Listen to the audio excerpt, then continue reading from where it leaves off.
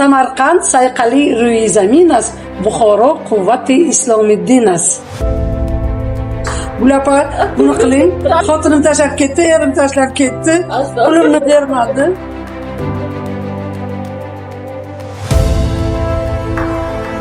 Biza ham deb pul to'g'ri turibdimi? Faqat aramda bilib ketadi.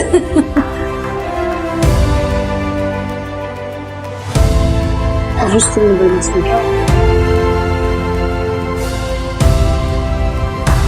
İsmingiz esinden chiqib qolyapti. Gul opa.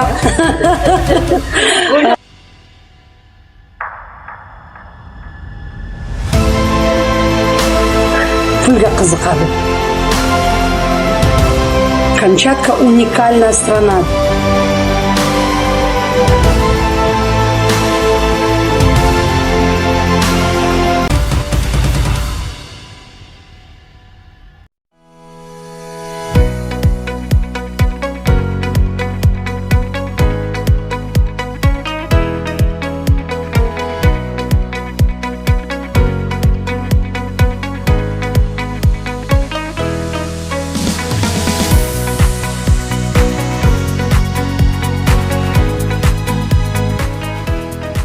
Assalomu alaykum qadrli kuzatuvchilar. Biz Musofir dasturining 4-soniga start berdik. Demak, 4-sonida Gulnoz opa bilan gaplashamiz. Assalomu alaykum Gulnoz opa. Dasturimizga xush kelibsiz avvalambor. Assalomu alaykum.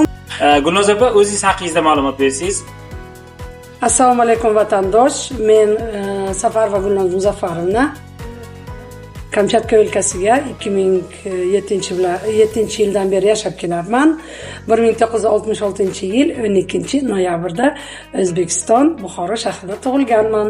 Gulnoz opa, bu yerda endi musofirga kelguningizcha bo'lgan davrlar o'rtasini gaplashsak, avvalambor sizni yoshligingiz va yoshligingizda kimlar bilan birga katta bo'lgansiz, qayerda katta bo'lgansiz, shular haqida ozgina suhbat qilsak. Xo'sh, men 1966-yilda aytganimdek Buxoro shahrida tug'ilganman. Bog'chaga borganbizlar. Buxoroning eski shahrida tug'ilganman. Nasriddin afandi yurti, bilasizlar. O'sha yerlarda yugurib, yelpib bog'chaga borganbizlar. Makarinka degan 5-maktabda o'qiganman.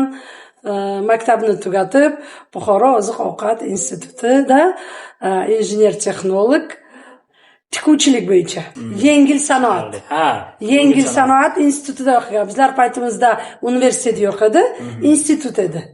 Tugatib, ish faoliyatimni 16-partiyez degan shveyni fabrika deydilar, fabrikada ishlab, o'sha yerga ulg'ayib katta bo'lganmiz. O'sha yerda qizlar bilan o'z kuchimiz bilan kirib, вечерni kechqurungiga o'qidik, kunduz sohasiga o'qidik.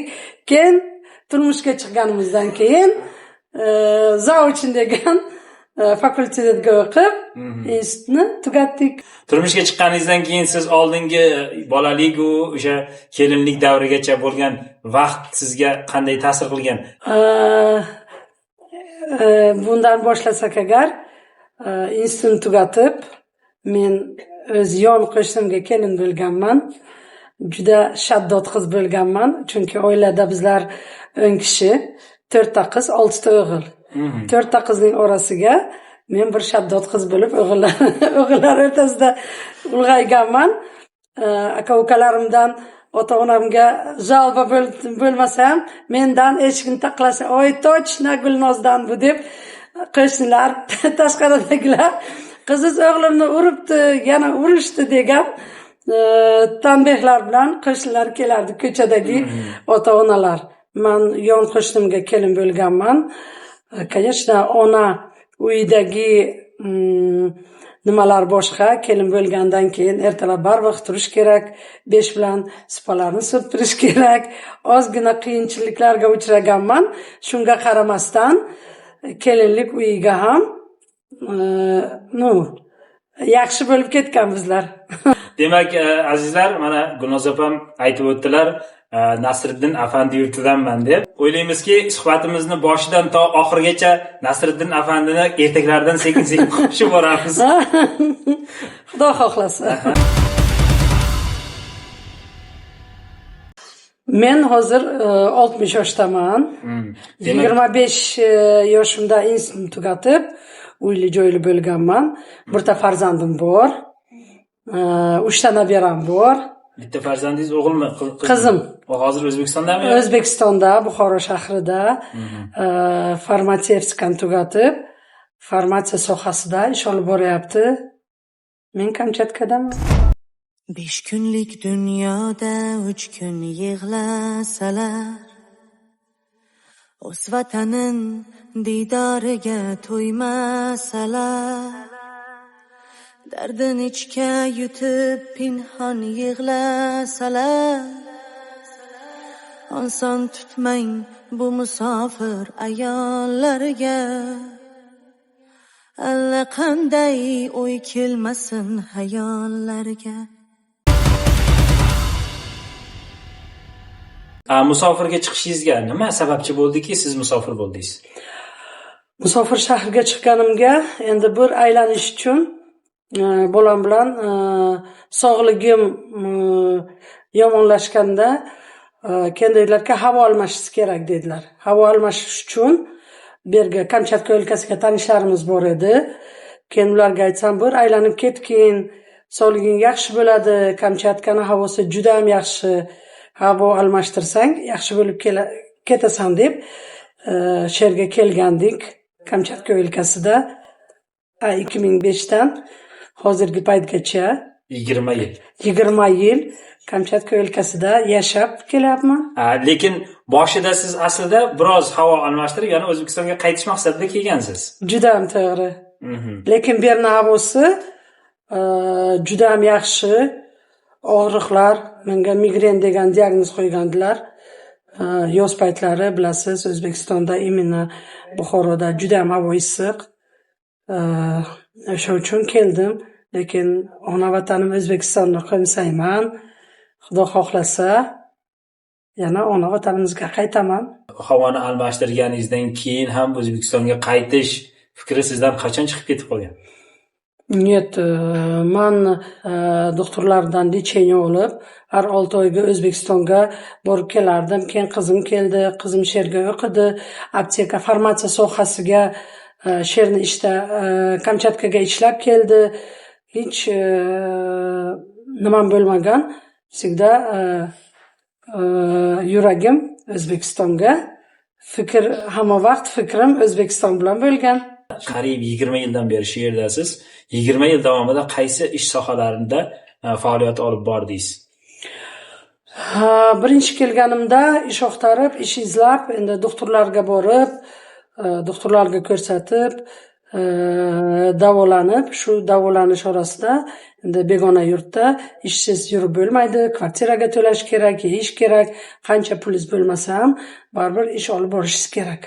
Shunga qaramasdan rahmat onamga, otamga ham o'qitib, ham ish o'rgatganlar.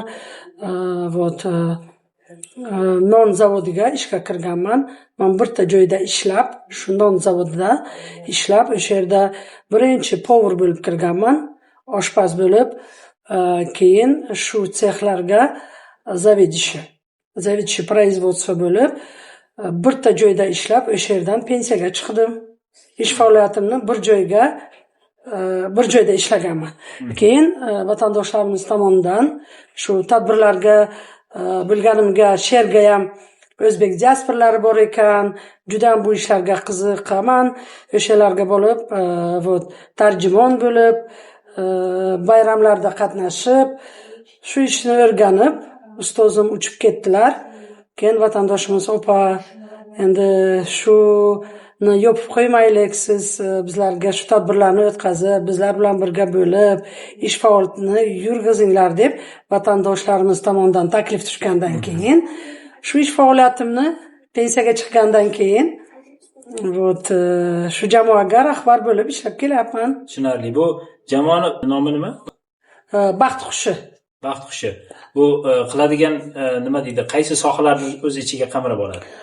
Bu o'zbek tilimizni, O'zbekistonda bo'ladigan siyosatlarni, Rossiyada bo'ladigan qonunlarni vatandoshlarimizga birga to'planib, shu qanday qonunlar chiqdi, nima qilish kerak, begona yurtda begona yurtni tilini, urf-odatlarni hurmat qilishliklarini, bayramlarda qatnashib, o'zimizni urf-odatlarimizni ko'rsatib, Kamchatka o'lkasida 130 ta millat yashaydi. Shu millatlar orasida o'zbeklar, o'zbekistonliklar ham bor. O'sha uchun bularga qiziqib, bizlar ham ish faoliyatimizni olib boramiz. Demak, to'g'ridan to'g'ri elchixona bilan ishlaysiz. Ha, elchixona xodimlari bilan ishlaymiz.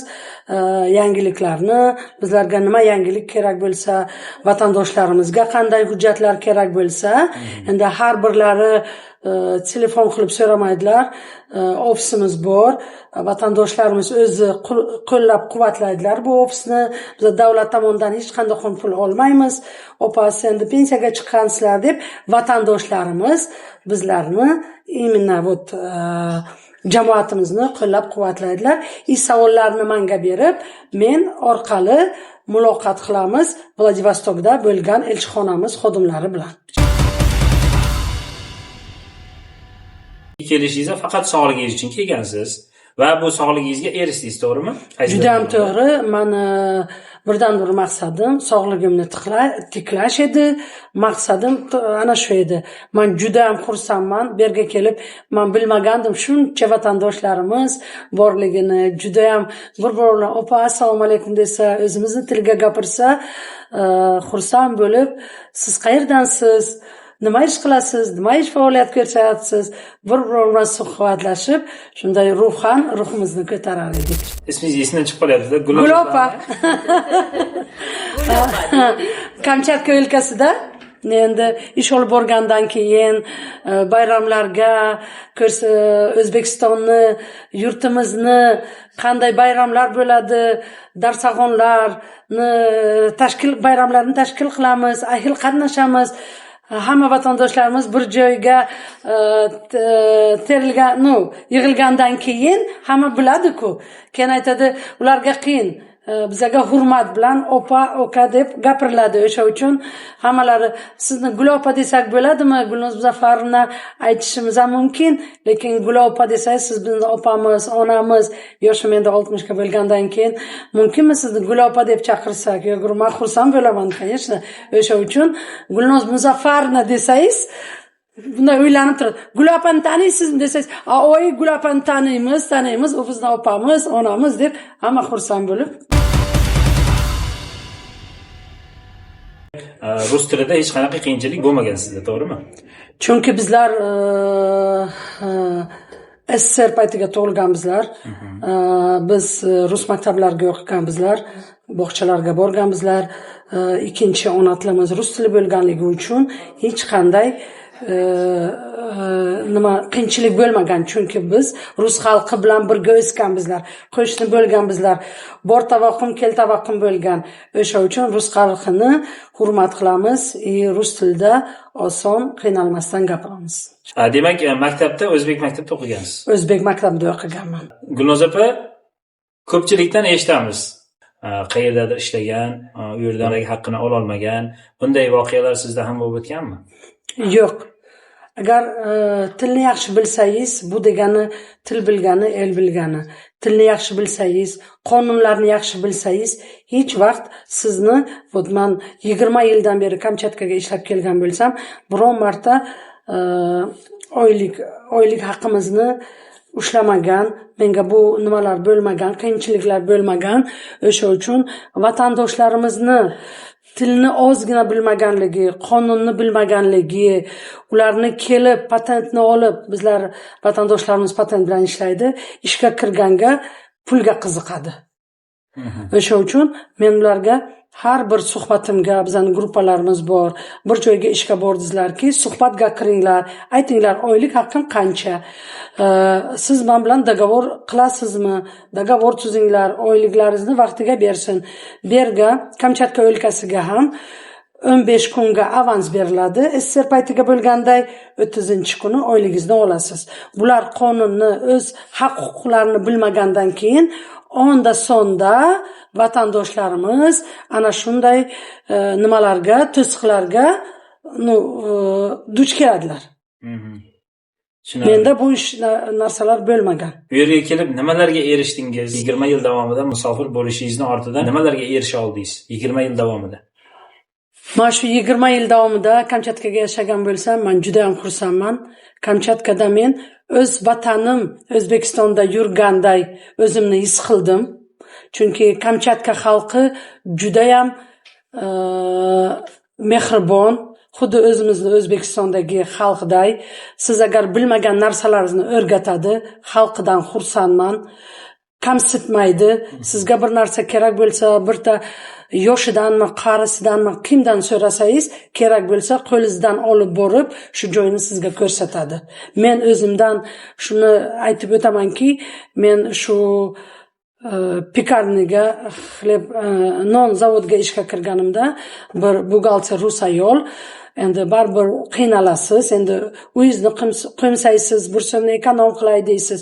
U ayol menga juda ham yaxshi yordam bergan, meni o'z bilan olib yurgan, ana kinolarga tushgan bizlar, kafelarga meni olib borgan, hatto men bu joylarni ko'rmagan, Kamchatkani unchalik bilmaganligim bilan o'zim bilan ishlab meni olib yurgan. Hozirgi paytda o'sha ayolni o'g'li SVOga ketgan. Biz vatandoshlarimiz bilan, qizlar bilan borib, o'sha ayolga, uni yoshi 75 ga bizlar borib o'zimizni milliy taomlar osh qilib boramiz, non qilib boramiz, bir yumushlarga yordam beramiz. O'sha uchun ko'p narsani o'rgandim. Endi biza kelganimizga baribir ham yosh bo'lganmizlar, 40 yosh, bu yosh bizlar uchun. Shu rus xalqidan ko'p narsalarni o'rgandik. Ota-onamiz o'rgatgan, vatanimizga biza ko'rganmiz. Bu yerga ham kelib, shu narsalarni ko'rib, Drujba narodov, xalqlar do'stligini, jipsligini men Kamchatkaga ko'rdim. O'sha paytlar ham bular do'st bo'lgan, rus xalqi, o'zbek xalqi, bulardan bu narsa tark etilmagan. Hozirgacha bizlar bir oila bo'lib yashayapmiz. Buni nimacha sababdan aytayapman? Chunki ikki davlat, hamma joyga aytaman, ikki davlat do'stligi abadiy bo'lsin. Ikki davlat rahbariga rahmat deymiz. Shunchani ko'ryapsiz, shart-sharoitlar bizlar uchun, vatandoshlarimiz uchun yaratib berilgan. Har ikkala davlatda ham bu shart-sharoitlar o'zimizga yetarli va undan ortiq bilan bor demoqchisiz. Bor. Ana shuni aytmoqchiman. Juda ham men shundan xursandman, men g'ururlanaman. Rus xalqidan ham, o'zbek xalqidan ham, o'zbek yurtidan ham, O'zbekistondan bo'lganim uchun, o'zbek qizi bo'lganim uchun g'ururlanaman. Kamchatka o'lkasiga bo'lganimga azob chekmabman. O'sha uchun ham rahmat rus xalqiga. Shunchalik shedra dusha deydilar. Rossiya hamma uchun yurak ochadi. O'zbekistonday, O'zbekiston prezidenti aytganday, Shavkat Mirziyoyev, biz bolajonlarni qayerga nima bo'lmasin, biza hamma xalqni kutib oladigan xalq, mehmondo'st xalq deb aytganlar. O'sha uchun biza g'ururlanamiz. O'zbekistonimizdan qayerga bo'lmasak, vatanimizni ko'klarga ko'tarishga intilamiz. Vatandoshlarimiz, musofirlarimiz hamma vaqt duo qiladilar, чтобы ikki davlat do'stligi abadiy bo'lsin deb. Men g'ururlanaman. Hurmatli kuzatuvchilar, ko'rib turganingizdek o'zbek ayolining qanchalik matonatini biz har safar aytib o'tganmiz. Har bir o'zbekistonlik ayollar bilan suhbat qilganimizda ularning bu yerda olib borayotgan faoliyatlari, bu yerda qilayotgan ishlari ba'zi bir erkak kishining qo'lidan kelmasa-da, biz hozir ayollarimizning qo'lidan kelayotganining guvohi bo'lib turibmiz. Mana buning yana bitta yaqqol isboti Gulnoz opamning hayotlari bo'ladi. Gulnoz opa, Kamchatka o'lkasida sizni eng qiynaydigan holatlar haqida to'xtalsak. Vatan sog'inchi, oila, vatan sog'inchi. Qo'msaymiz. Ko'zlarimda yoshlar bilan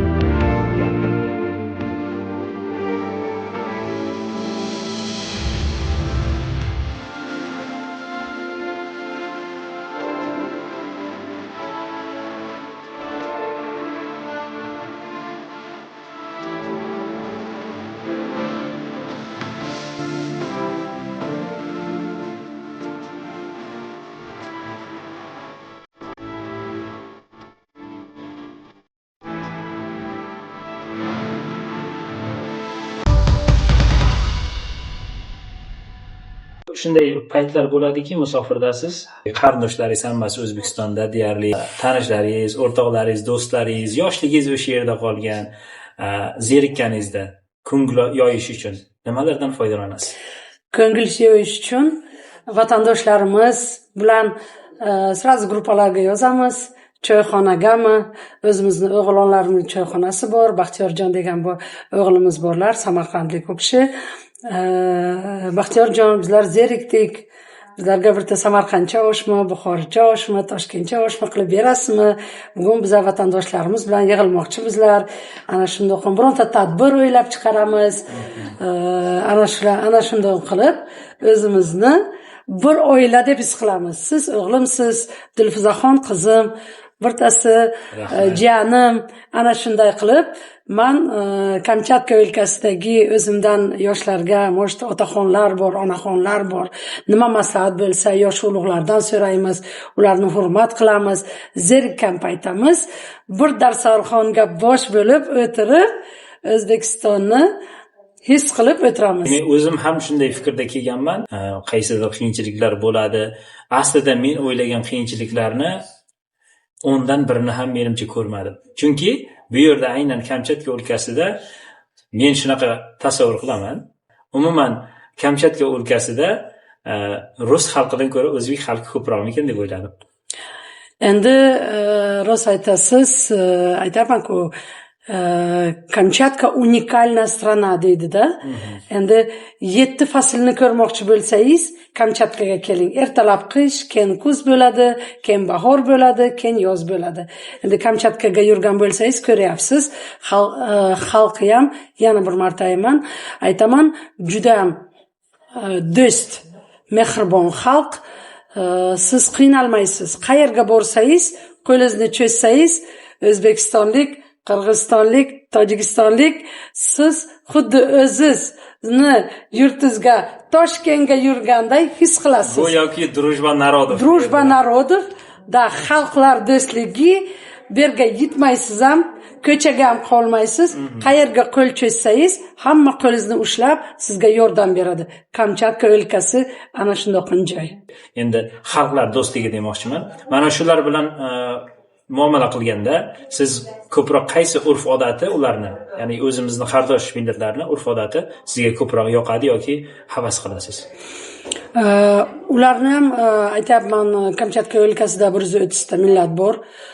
Bizlarga hamdo'stlik gruppasi bor. O'rda Qirg'iziston, Tojikiston, Qozoq, qardosh yurtlar, millatlar bilan birgalikda suhbat qilamiz, birgalikda tadbirlar o'tkazamiz. Ularni shunday olganda urf-odatlari bizlarnikiga o'xshab ketadi.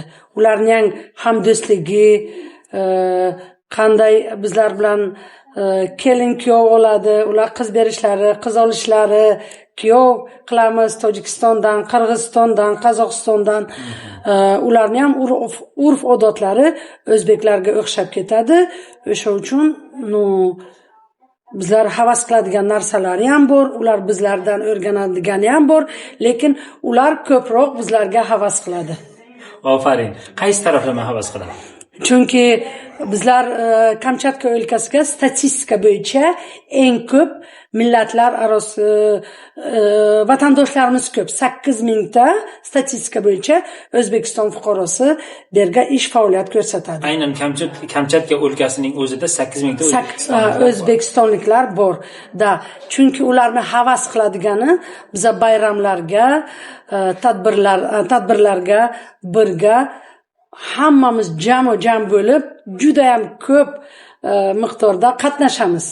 O'sha ishni tashlab kelsa ham, bironta bayram desak, tadbir desak, O'zbekiston fuqarolari, vatandoshlarimiz, "Voy opa, siz bayramni tashkillashtiring, bizlar kelamiz." 4 ta nonni ko'tarib, issiq nonni ko'tarib, oshlarni pishirib, karnay, surnaylar bilan davralarga kirib keladilar. Go'yoki O'zbekistonda ular.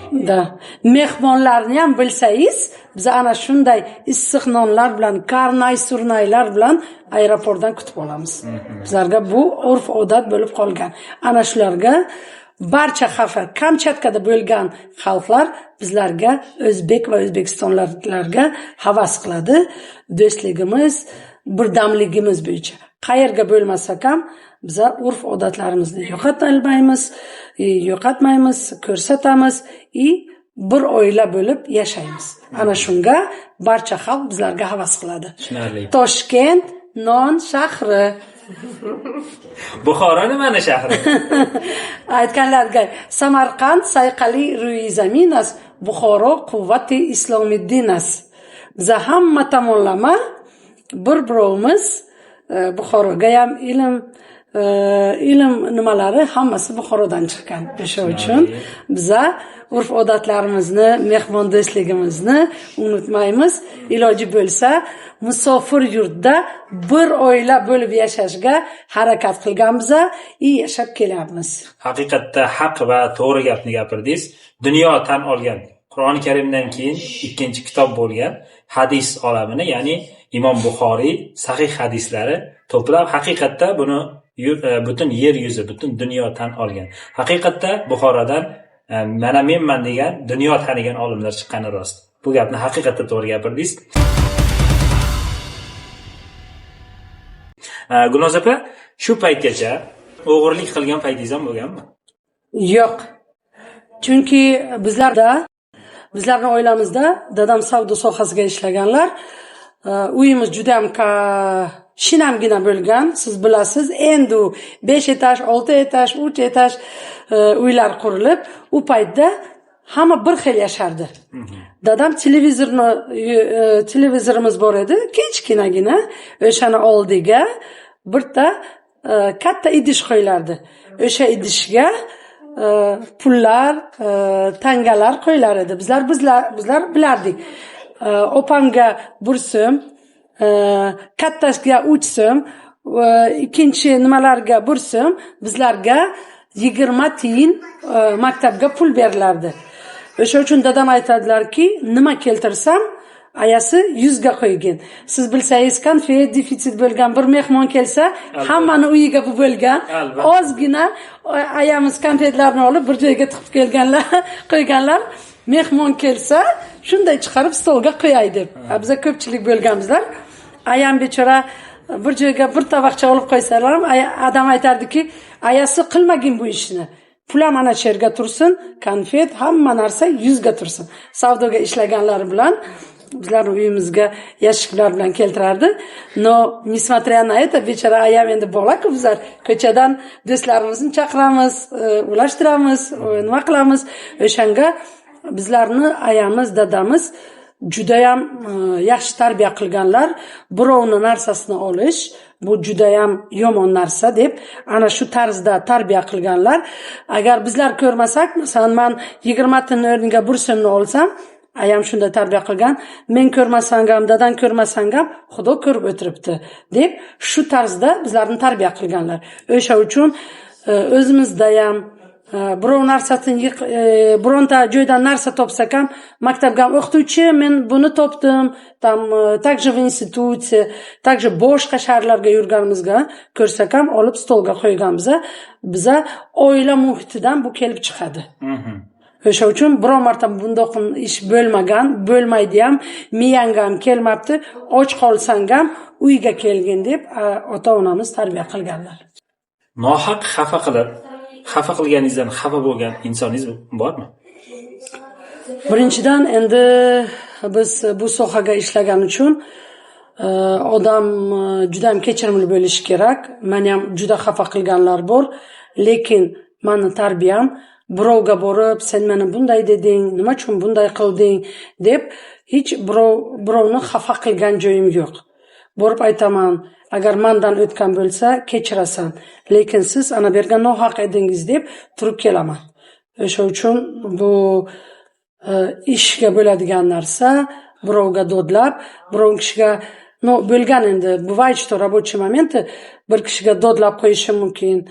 Keladilar, savol javob qiladilar. Opa, siz tushunmayapsiz deb, endi vatandoshlarimiz kelgandan keyin biz ularga tushuntirishimiz kerak. Tushuntiraman, quloq solib o'tiradi, keyin aytadiki, opa, siz tushunmadingiz. manga ana u birov bunday dedi. Bir zahotda bir ovozimni bunday qilib qo'ysam agar o'zimni o'zim nima uchun shu bolaga men dodlaradim, vijdonim qiynaydi. Keyin aytaman, ey Xudo o'zing kechir meni. Может, man noto'g'ri edim. Keyin shu odamga telefon qilib, "Opa, kechirasiz. Может, man sizni yuragingizni og'ritib qoldim." "Yo'q, opa, man o'zim xato solib berdim, xato ish qildim" deb o'zimni o'zim harakat qilaman, nima qilishga, tushunishga. Demak, birovni nohaq hech qachon xafa qilmagansiz. Yo'q, chunki men tarbiyam buni pozolyat qilmaydi. Sizni eng qattiq xursand qilgan shu sovg'ani olganligingizdan hozirgacha u sovg'ani bergan insonni ham, u sovg'ani ham unutmaydigan. Shunday sovg'a sizga bo'lganmi? Bu sohani o'rgatgan insonga Mamajonov Azamjon Akramovich endi musofirlikda baribir qiynalasiz. Bir narsadan emas, bir narsadan qiynalasiz. Men shu kelgan paytim qiynalganim dokument sifatida. Как бы da qiynalganimga men so'raganman. O'zbek jamoasi bormi bu yerga deb izlab shu insonni topganman. Shu insonni topganimga Azamjon Akramovich menga yo'l ko'rsatib, u kishi menga savol berganlar. "Opa, siz nima ish qilasiz? Qayerni tugatgansiz? Siz bizga tarjimon bo'lib ishga kirib bilasizmi?" deb savolni berganman. U kishi savol berganlar. Men oliy toifali, men institutni tugatganman, menga pedagogический nima yo'q, men injener texnolog. Keyin aytganlarki, men majlislarga bo'laman, bizning jamoamiz bor, siz qo'shilasizmi deb, u kishi o'z jamoalariga meni ishga emas, shunday tarjimon sifatida bayramlarga qaysi ishlarni qilishni o'sha inson o'rgatganlar. Men juda ham xursandman. O'sha inson ketganlarga barcha narsani, o'zbek milliy kiyimlarni, kitoblarni, hammasini menga qo'yib ketganlar. O'sha kishi bu sohani menga o'rgatganlar. Opa, men o'ylaymanki, mendan keyin siz shu ishlarni davom ettirib kelasiz deb 100% ishonch bilan sizga narsalarni qoldirib ketyapman deb ishonganlari uchun u kishini ustoz deb o'ylayman. Ishonchlariga rahmat deyman. Har bir tadbirdan keyin men u kishiga lavhalarni yuboraman, что Kamchatka o'lkasida shunday tadbirlarni o'tkazib kelyapman desam, слезы радости, shunday ko'zlaridan yosh chiqib, men hech shubhalanmaganman, что siz meni ishimni davom ettirasiz deb. Ana shundan xursandman, rahmat deyman, ustozim deb o'ylayman Azamjon Akramovich. Tushunarli. Bu inson sizni hech qachon esingizdan chiqmaydi. Har doim siz bilan birga maslahatlashaman. Endi 100 bilsang ham ustoz bilan maslahat qilgin. Telefon orqali gaplashamiz. Azamjon Akramovich ana shunday tadbir o'tkazmoqchiman, qanday qilar? U kishi hozirgacha menga yo'l yo'riq ko'rsatib, kelib maslahat beradilar. Ish grafikingiz qanaqa? Bizning ish grafikimiz 8 dan 5 gacha. Ofisimiz bor. Ana aytdim, vatandoshlarimiz shu ofisni ochib berganlar. Shular qaraydilar, qo'llab-quvvatlaydilar. Men pensioner babushka, bibijon bo'lib, yoshlarimizga yordam berib, shunday tadbirlarni o'tkazib kelamiz. Haftada 6 kunmi ishlaringiz? 5 kun. 5 kun. 8 dan 5 ga qadar ishlaysiz. Bu ishingiz sizni hech qachon charchatib qo'yadimi? Yo'q, men navorot rohatlanaman. Chunki men bu ishlarni biz Oktyabryonik bo'lganmiz, Oktyabr, pioner bo'lganmiz, komsomol bo'lganmiz, kommunist bo'lganmiz. O'sha uchun men bu ishlarni azaldan yaxshi ko'raman.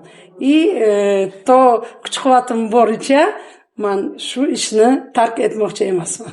Yoshaytiradi, quvvat beradi, kuch-quvvat beradi.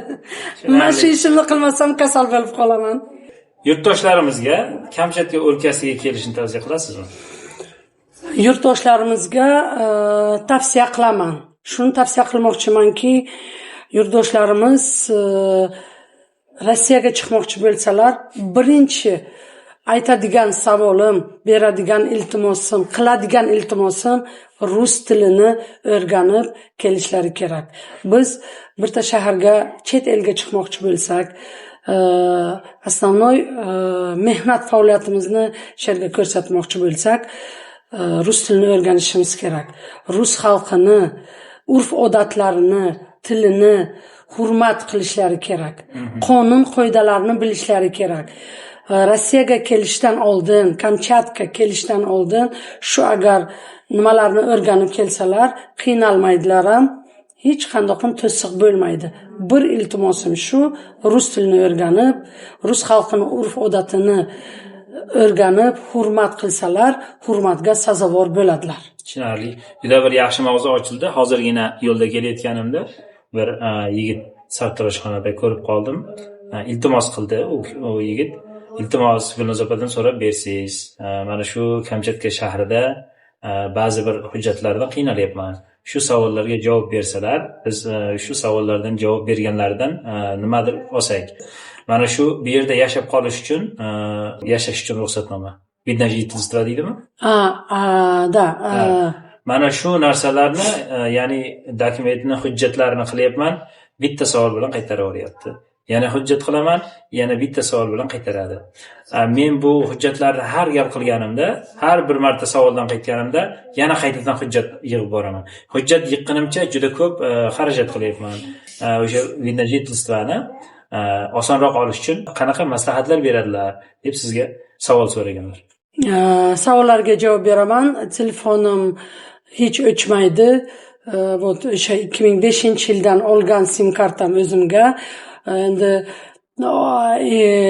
shanba yakshanba kun dam olgan paytlarimni ham o'chirib qo'ymayman, chunki vdrug vatandoshlarimiz birontasi telefon qilib qolsa, uni kechasi ham qiladi, bir kechasi ham qiladi, telefonni olib bir urishib bersam deyman, keyin deyman astag'firulloh, xudo, значит, shularni xudo menga yubordimi, vdrug bironta vatandoshim biron narsa kasal bo'lib qolgan bo'lsa deb telefonni olsam, opa, kechirasiz, hozir ishdan keldimda, savolimga javob bering. Xo'sh, endi telefon qildingiz, javob bering deyman. Men oddiy savollar, shuni ertalab ham berish mumkin, boshqa kun mayli deb olib savollarga javob beraman. Men shu nimani bo'ynimga oldimmi, men vatandoshlarimiz, yurtdoshlarim oldida xizmatlarni qilib kelaman. Hamma savollarga javob ham beraman. Bu savolingizga shunday deb javob beraman. Endi иностранный гражданин после получения патента, mayli endi rus tiliga ular rus tilini biladi, chunki rus tiliga ular javob berish kerak, gapirib bilish kerak, chunki u kishi ekzamen beradilar. Иностранный гражданин после получения патента в течение 2 месяцев должен трудоустроиться. Трудоустроиться qilgandan keyin, ishga kirishgandan keyin УВМ МВДga трудовой договор bilan уведомление etib berish kerak. Etib bermasa patentdan nurus bo'ladi. Ikkinchi savolingizga shunday javob bermoqchimanki, RVP, вид на жительство, гражданство olish uchun Rossiya territoriyasiga именно har bir fuqaro uchun bu kishi RVPga emas, kvotaga topshiradilar. Kvotaga topshirish uchun, RVP olish uchun shu fuqarolarimiz 3 yil diplomlari bo'lsa, 3 yil. Вот siz o'qituvchisiz. Siz o'qituvchisiz, maktabga ishga kirmoqchisiz, lekin sizni RVPingiz yoki вид на жительство, временное проживание deydi, разрешение на временное проживание. O'sha uchun u narsa sizga bo'lishi kerak. U narsani olish uchun siz diplomdagi sohangiz bo'yicha 3 yil Kamchatka territoriyasiga ishlashingiz kerak. Unday bo'lmasa, sizga hech kim kvota bermaydi. O'sha uchun vatandoshlarimizga, gruppalarga ham yozaman. Siz 10 yil sartarosh bo'lib ishlang, lekin diplomingiz o'qituvchi, vrach, medbrat. Siz u sohaga ishlamasdan, bu sohaga ishlarsiz.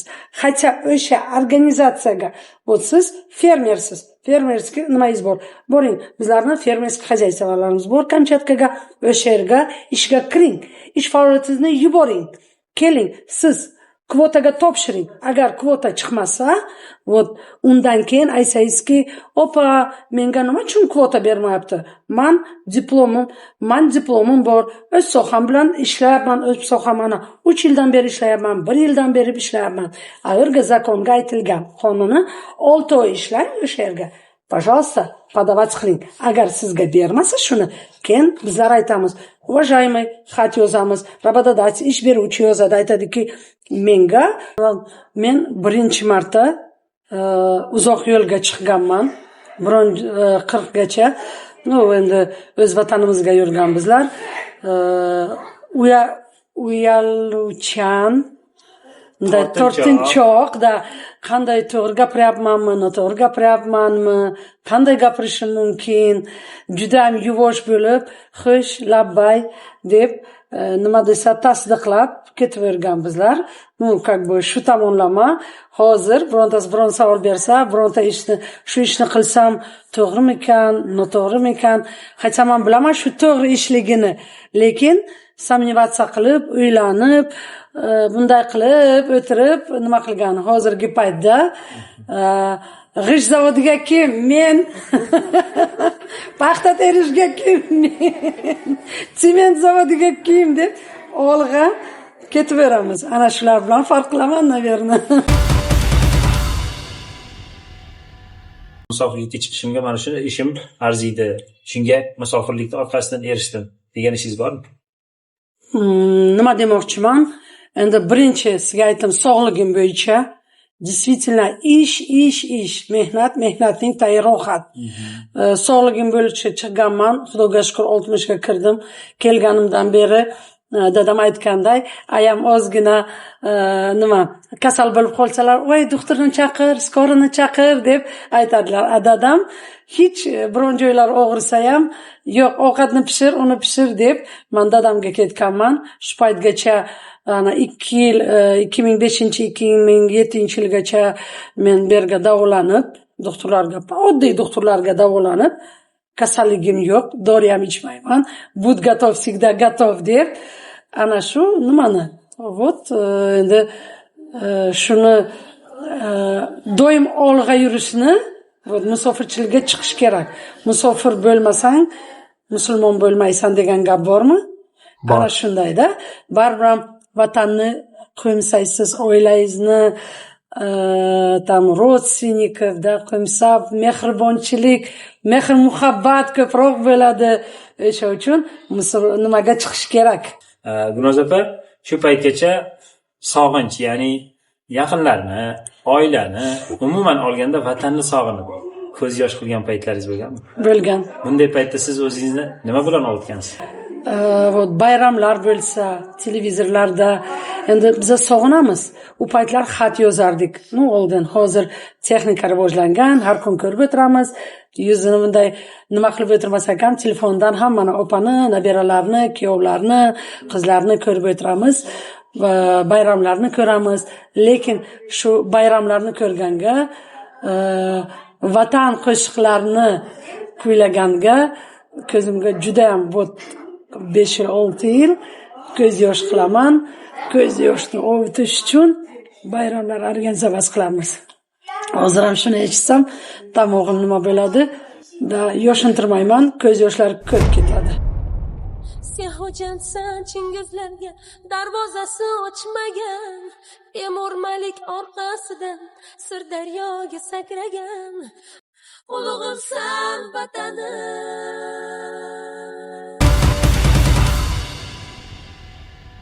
O'sha sog'lik tomonlama musofirchilikka chiqishga majbur qilmagan edi. O'zbekistonda qolib, muhojir bo'lmaganingizda xursand bo'lardingiz. O'zbekistonga ham juda ham hozir shart-sharoitlar, ishlayman, yashayman deganlarga o'sha yerga ham ish bor. O'sha yerga ham yashab ketasiz. O'sha uchun yashab ketardim. 60 yoshga kirdim, hozir Xudoga shukr, birta qizim bor, 3 ta nabiram bor. Ularni ish bilan ta'minlab, kuyovim fermer, xo'jaligi bor o'zini, qizimni o'zini farmatsiya aptekasi bor. Baribir o'shalarni Rossiyada ishlab 4 tanga pul topib, o'shalarni qo'llab-quvvatlab yordam berayotganimdan xursandman. O'sha yerga ham bo'lsam, shu ish faoliyatimni davom ettirardim.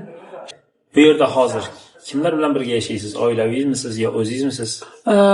Qizim ketgandan keyin o'zimizni uyimiz bor. Yashab, ishlab shu yerga uy olgan bizlar.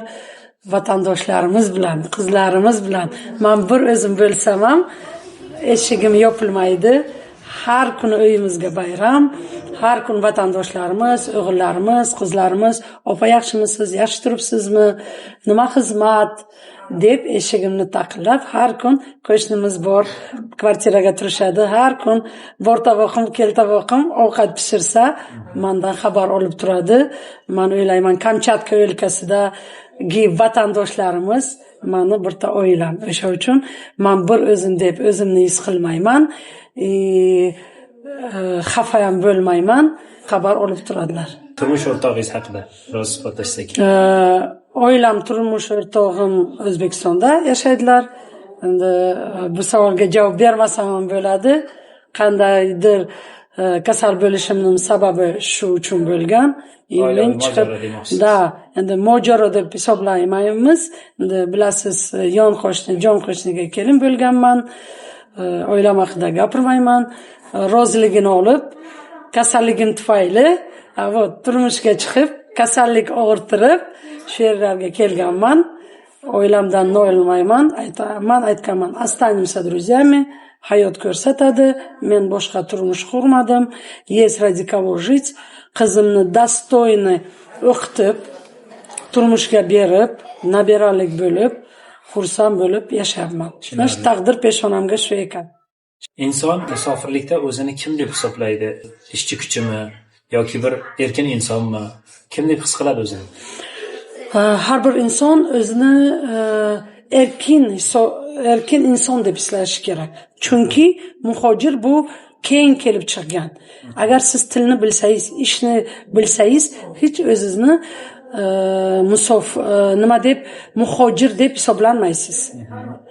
Ishlaysiz, oylik olasiz, shu o'zimizni vatanimizga, berga, men aytaman-ku, berga hamma shart-sharoit yoritib berilgan. Sizni Kamchatka o'lkasida muhojir deb hisoblanmaydi. Siz patentingizni, dokumentlarni olib bersangiz, o'zini ishchisiday deb qabul qiladi.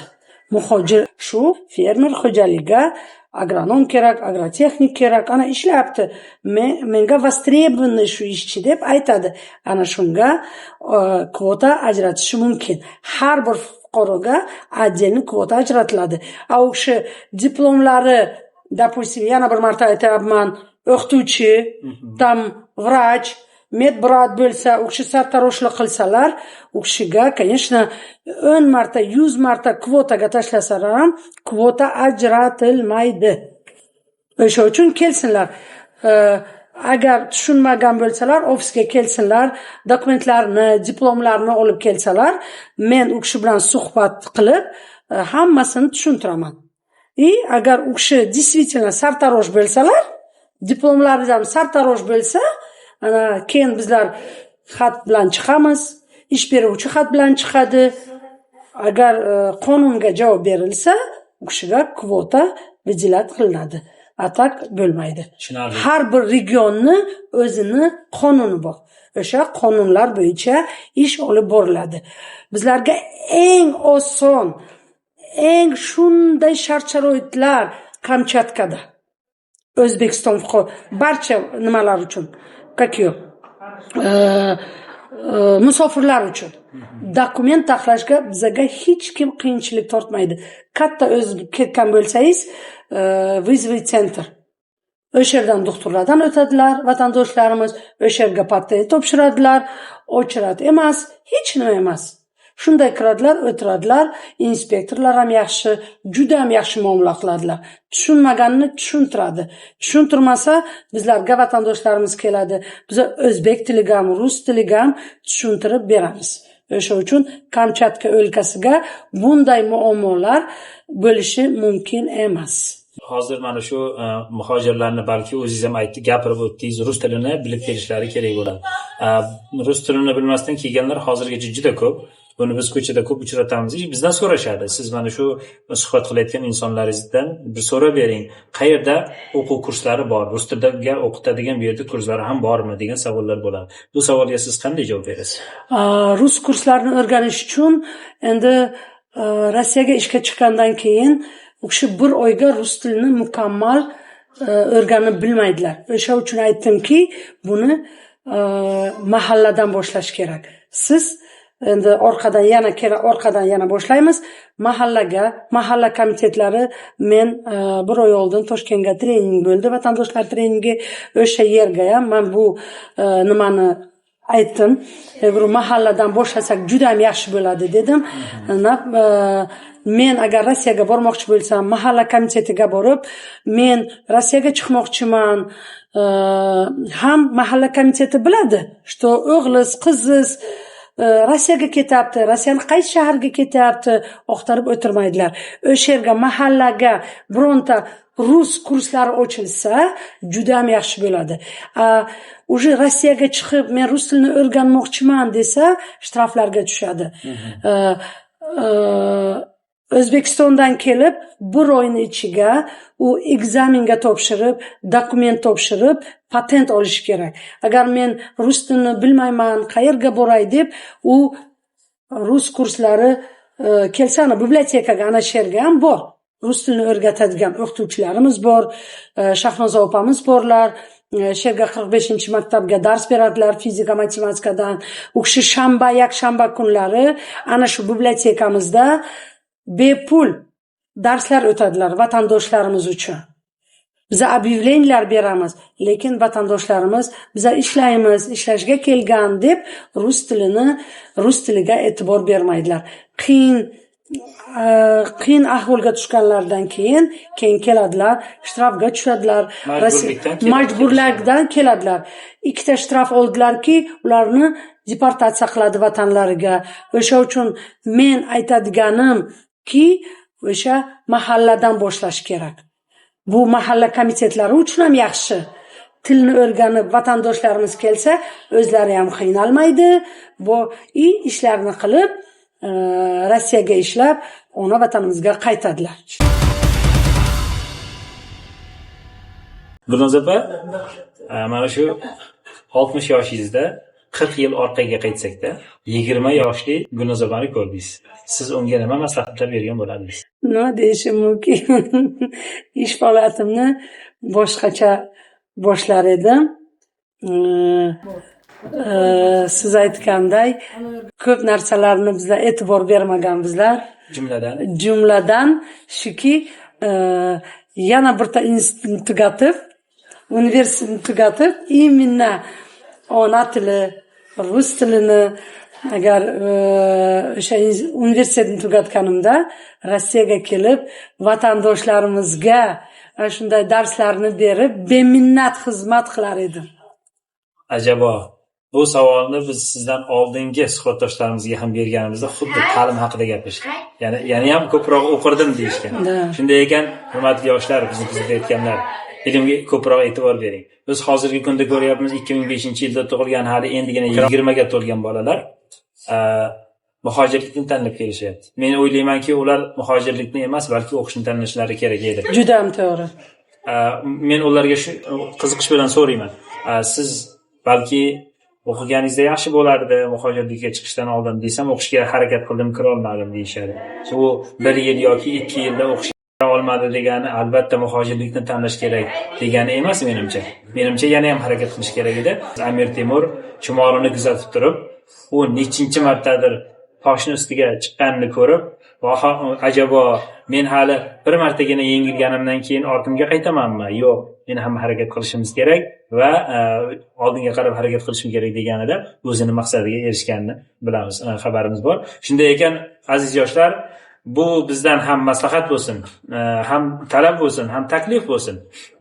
Mana shu muhojirlikka chiqishni tanlashdan oldin albatta o'qishga e'tibor berish kerak, chunki o'qishga e'tibor berilgani sari muhojirlikdan ko'ra o'qish yaxshi ekanligini, balki keyinchalik dunyo ko'rishingiz kerak bo'lsa, mana shu o'qishning orqasidan, sohangizning orqasidan dunyoni kezish osonroq bo'lishini eslatib o'tamiz. Shu paytgacha har birimizda yo'qotishlar bo'lgan. Kimdir otasini yo'qotdi, kimdir onasini. Siz qaysilarni yo'qotgansiz? Men muhojirlikka bo'lganimda otamni ham, onamni ham yo'qotib qo'ygan.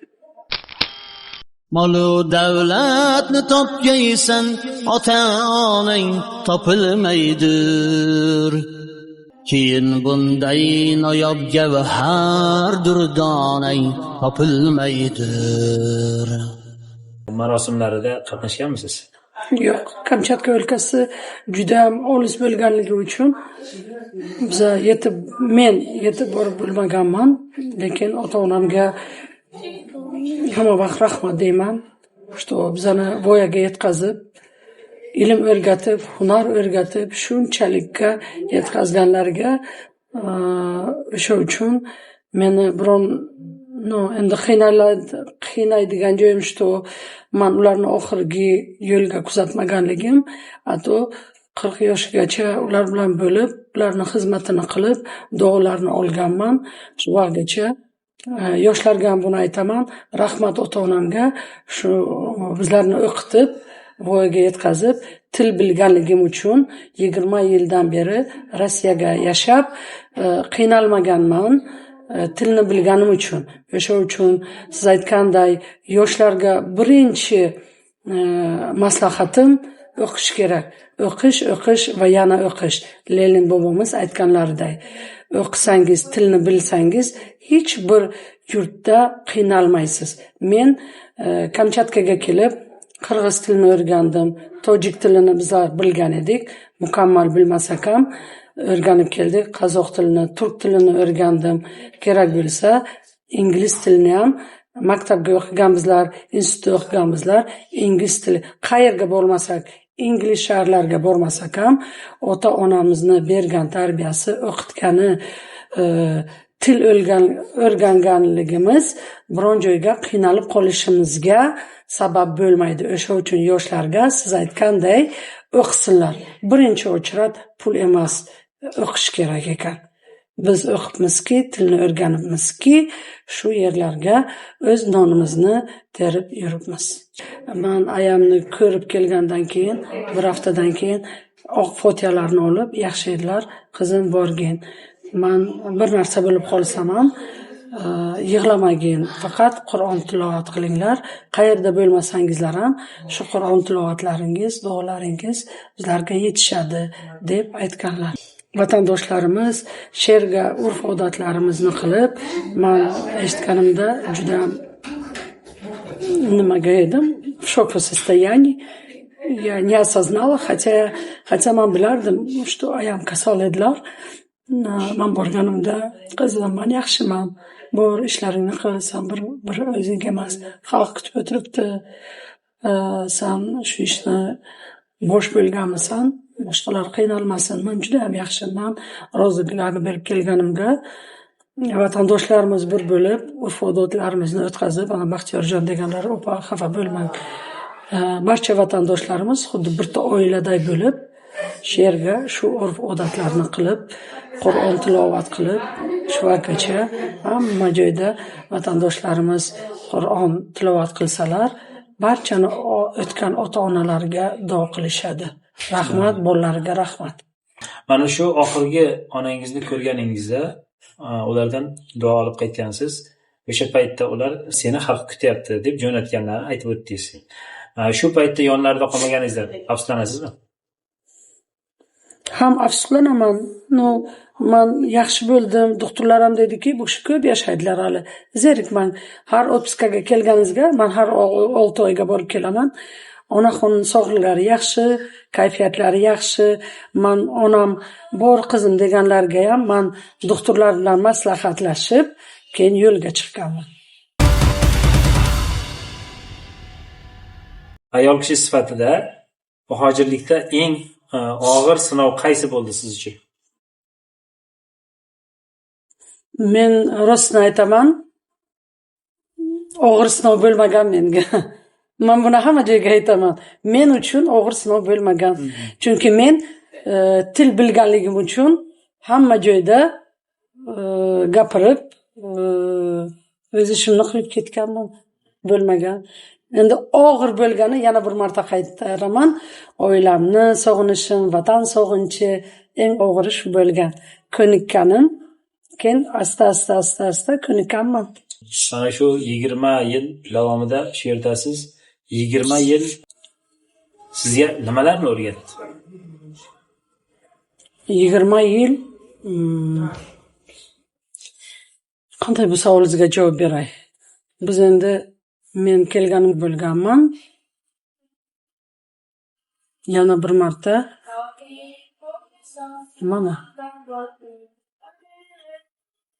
nimani o'rgatishi mumkin? Biz hamma narsani o'rganib kelganmiz. Qanday deyish mumkin? Endi chidamli bo'lishni-da, naverno. Gulnoz opa, mana shu Kamchatka o'lkasida musofirchilik vaqtida sizni eng qattiq qiynagan, xafa qilgan narsa nima bo'ldi? Va bu sizga nimani o'rgatdi? Men o'zimni xafa qilgan narsalar yo'q deb hisoblayman, chunki vatandoshlarimiz bilan birga bo'lgan paytimda ularni til bilmasligi, qiynalganligi ana shu qiyin deb o'ylayman. O'zim qiyinchilik ko'rmaganman. Nima deb o'ylaysiz? Inson hayoti davomida yo'qotishdan qo'rqishi kerak bo'lgan narsa nima? Bu eng yo'qotishi, mana men aytib o'tdim, ota-onamni yo'qotdim. Musofirda bo'lganimda bo'lmadim, oxirgi yo'lga kuzatib bilmadim.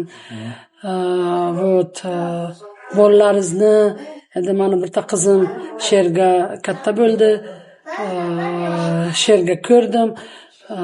Nabiralarimni telefon orqali ko'ryapman, katta qanday ulg'ayganligi, birga bo'lmaganligimiz, ana shularni qiynaydi, vatan sog'inchi. Keyin turmushga berib, nevaralarimni, qanday qizimni katta qilganligim, o'shalarni oldiga bo'lmasligim ozgina qiynaydi. O'sha uchun men o'ylaymanki, qizim mendan ham yaxshi. Men qizimni qanday tarbiya qilgan bo'lsam, u ham bolalarni shunday katta qilyapti. Men juda ham xursandman. Что aya keling endi nabiralarni men o'zim oila qurdim. O'zim bolalarim bor. Siz o'ylamang, men sizni qiynab qo'yaman, bolalarimga qarang deb, yo'q, bunday emas. Endi pensiyaga chiqdingiz, mazza qilib nabiralaringiz bilan yuring degan maqsadda bu gapni aytadi. Aya qayting deb. Lekin men aytaman, men ham vatandoshlarimizga yordam berishim kerak. Mayli aya qiynalmaydigan bo'lsangiz, mayli yordam bering deb bizga onda sonda qizim bilan shundoq nima bo'lib o'tiradi. Gulnoz opa, sizni oldingizga kelayotgan yurtdoshlarimiz odatda eng sizni qiynaydigan joyi, ularning og'riqli nuqtalari nimada deb o'ylaysiz?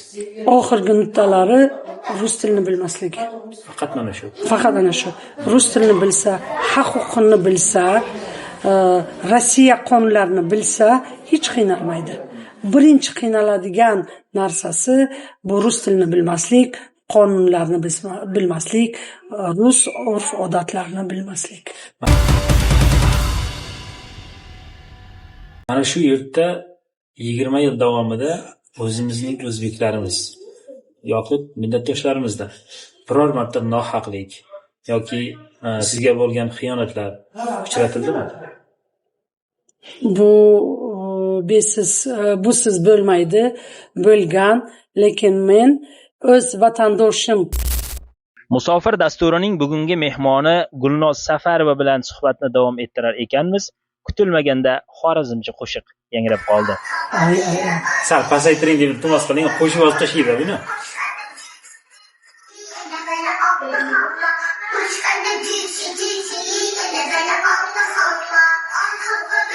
Xorazmchasiga boshlanib ketdi bu yoq. Xiyonat qilgan bor, bu qattiq xiyonat edi. Buni aytib o'tirmayman. Mayli, bu ham o'zimizning vatandoshimiz. Odatda nimani kechirmaysiz yoki umuman kechira olmaysiz? man inson sifatida man o'zim juda ham kechiruvchanman. Xiyonatni kechira olmayman. Kamchatka shahrida umringizni oxirigacha yashab qolishni niyat qilganmisiz? Yo'q. Qachondir bo'lsa ham ona vatanim O'zbekistonga qaytaman nabiralarimning oldiga. Bu qachon deb o'ylaysiz? Xudo qachon xohlasa. Nohaq jarimaga tushganmisiz? Yo'q. Men juda ham dadam aytganday, dadam meni shunday tarbiya qilgan.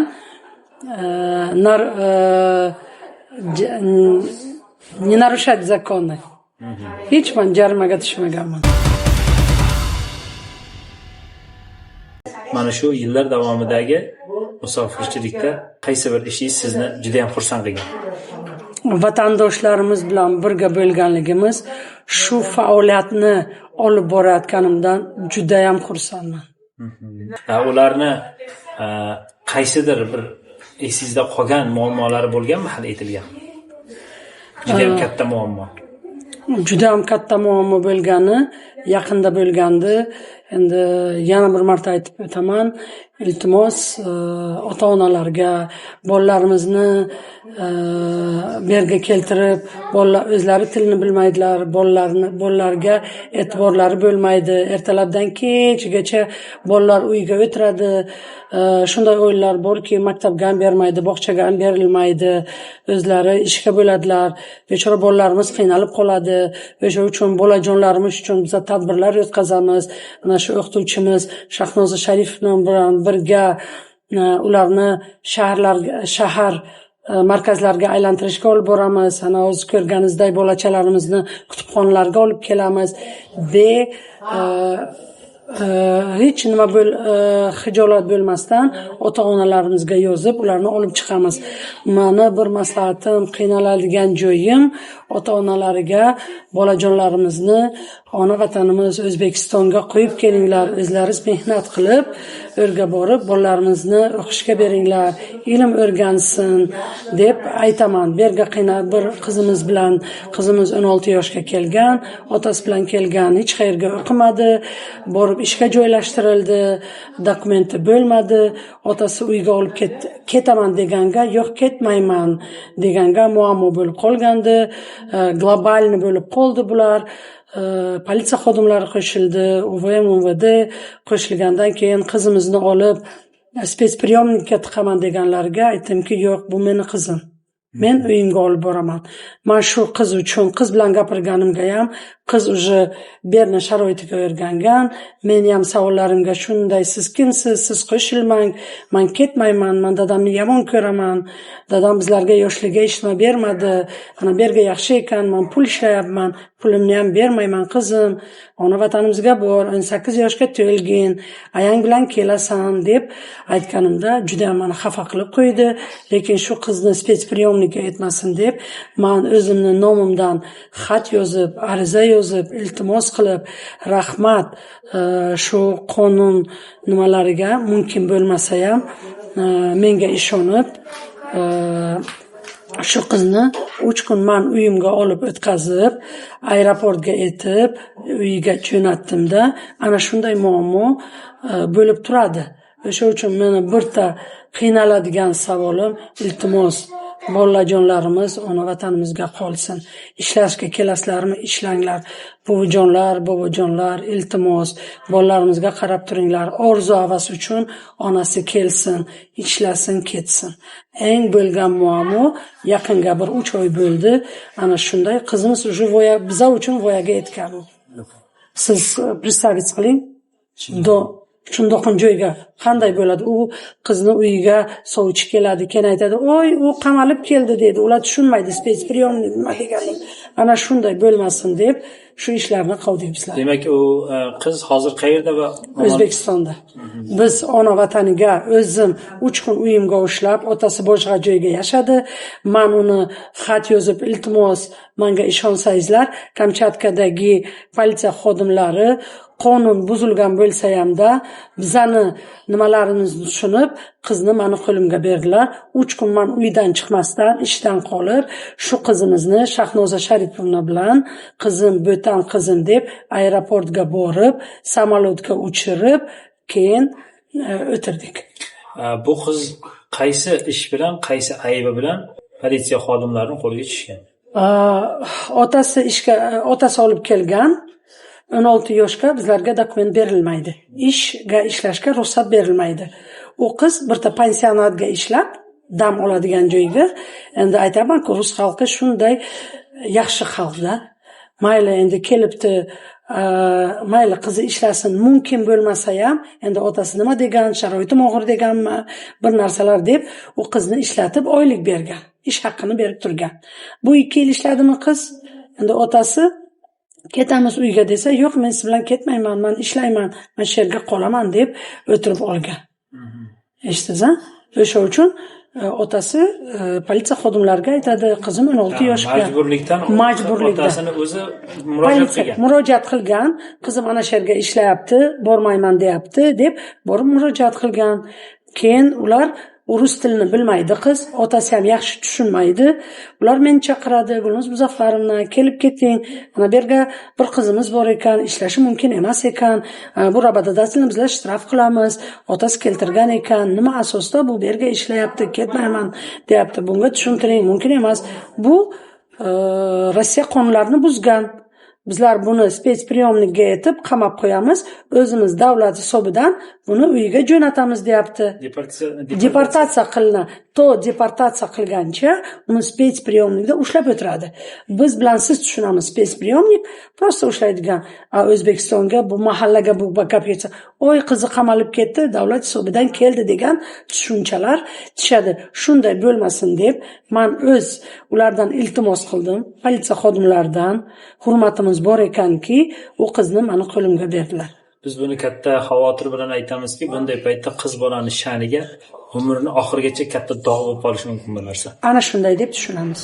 Demak, mana shu sizni eng xursand qiladigan ishingiz o'sha qizni uyiga borishiga sabab bo'lganingiz bo'ldi. Da. Что qizimiz ham xursand, oilasi ham xursand, onasi telefon qildi, buvasi telefon qildi, rahmat sizga, shunday insonlar borligidan bizlar faxrlanamiz, nabiramni, onasi qizimni jo'natdingiz deb juda ham xursand bo'ldi.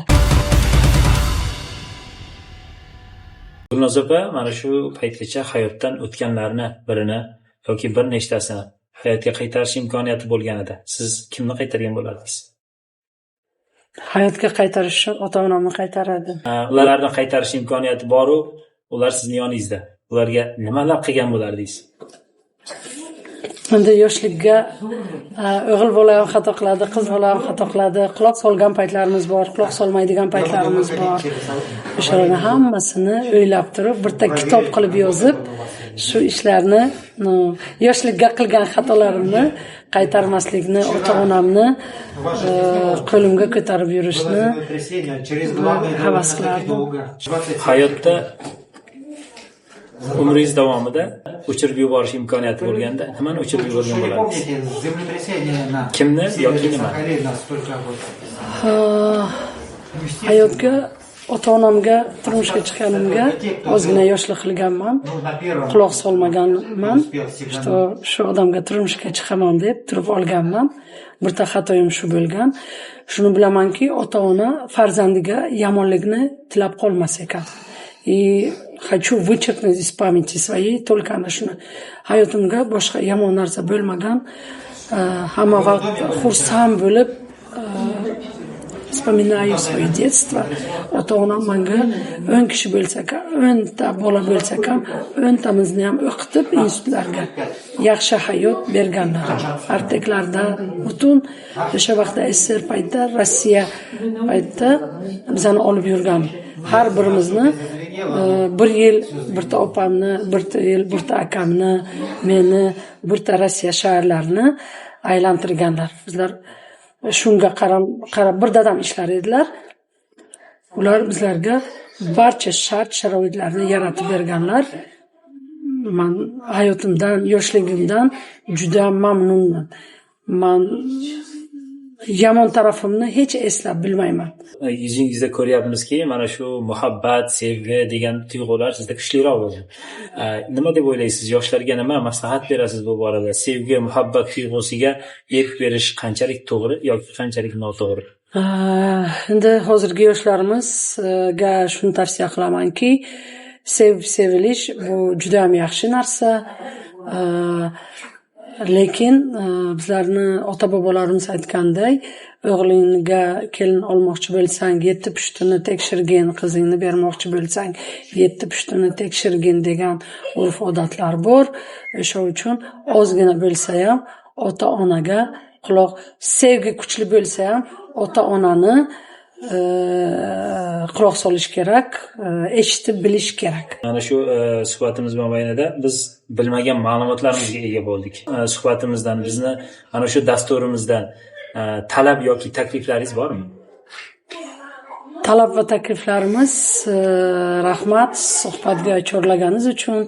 Men juda ham xursandman, juda ham faxrlanaman shunday o'g'lonlarimiz borligi uchun. Yoshlarimiz sport bo'yicha ham, o'qish bo'yicha ham barcha sohalarda birinchi o'rinda. Taklifim, yoshlarimiz ko'paysin. O'qishlar boshlaganlar, institutimiz bor, Bergovitsa, Beringa, O'zbekistondagi yoshlarimiz kelib o'qiyaptilar. Ham ishlasinlar, ham o'qisinlar.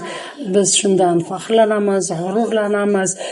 O'zbekistonimiz tinch bo'lsin, osmonimiz musaffo bo'lsin, ikki davlat do'stligi abadiy bo'lsin. Hammani Kamchatkaga taklif qilaman. Kamchatka O'zbekiston shahrimizda. Bizning suhbatimiz sizga qaysi bir ma'noda foyda berdi? Конечно, bizlarni yo'qlab keladigan, bizlar bilan suhbat qiladigan yoshlarimiz, vatandoshlarimiz borligidan hayajonlanib, Dilfuzaxon qizimiz aytganiga albatta intervyu beraman, uchrashaman, ko'raman o'g'lonimizni. Sizni ko'rganda, vatanimni ko'rganday, O'zbekistonni ko'rganday bo'lib, juda ham xursand bo'ldik. Xush kelibsiz. Rahmat, niski poklondan. Rahmat. Mana suhbatimiz juda ham bir chiroyli suhbat bo'ldi. Agar suhbat orqali mana shu musofir yurtda yurganlarga yoki xalqimizga yoki yoshlarimizga kimgadir nimanidir yetkazish kerak bo'ladigan bo'lsa, siz buni hozir mana shu to'g'ridan to'g'ri suhbatda aytib o'tishingiz mumkin. Yoshlarimizga nima deyman? Yoshlarimizni kelajagi oldinda. Meni birinchi aytadigan so'zim, o'qishsinlar, ishlashga ulguradilar, bilim olsalar, bilimli bo'lsalar, dunyoni barcha tomonlariga borib, menday qiyinchilik tortmaydilar. Men suhbatimga sizga aytdim, til bilganligim uchun men Kamchatka o'lkasida qiynalmaganman. Birinchi iltimos qilib so'raydiganim yoshlarimiz uchun birinchi o'qishlarni bitirib, tilni o'rganib, keyin sizday dunyoni kezsalar bo'ladi. Bizdek deng. Sizdek yoshlarimiz, bizdek endi biza buvijonda ularga pensionerlar suhbatini olib, ana shunchalik yoshlarimizga yetkazing. Birinchi o'rinda o'qish. O'qib bilim olsalar, til o'rgansalar, dunyoni qaysi yeriga bormasalar qiynalmaydilar. Ish ikkinchi o'rinda bo'lishi kerak. Siz aytganday, ota-onalarimiz ana bizlar uchun fundament taxlab qo'ygan. Shu fundamentni mustahkam qilish uchun o'qish va yana bir marta o'qish.